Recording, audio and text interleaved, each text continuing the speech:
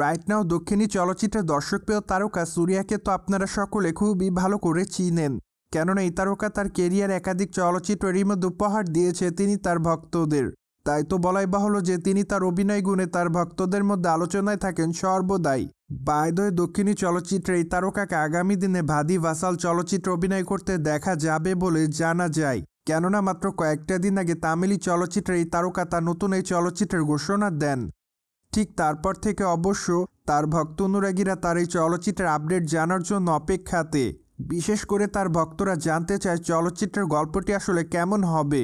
তাই তো বর্তমানে চলচ্চিত্রের গল্প প্রসঙ্গে ধারণা না পাওয়া গেলেও চলচ্চিত্রের প্রেক্ষাপটটি অবশ্য মূলত কী নিয়ে তৈরি করা তা অবশ্য জানা যায়।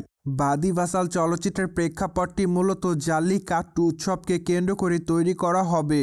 কিন্তু দুঃখের বিষয় যে এখনও জানা যায়নি চলচ্চিত্রটিতে সুরিয়ার বিপরীতে কে অভিনয় করবে। তাছাড়া নির্মাতারা খুবই শীঘ্রই বিষয়টি জানাবেন বলে জানিয়েছে।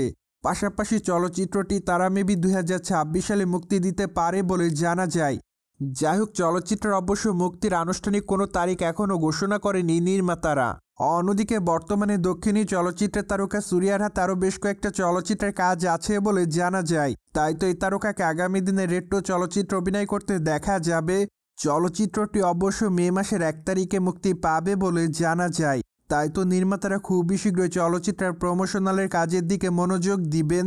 যদিও মাত্র কয়েকটা দিন আগে চলচ্চিত্রের টিজার নির্মাতারা উন্মোচন করেছিলেন, সেখানে অবশ্য সুরিয়ার সঙ্গে নজর কাটতে দেখা যায় পূজা হেগড়েকে।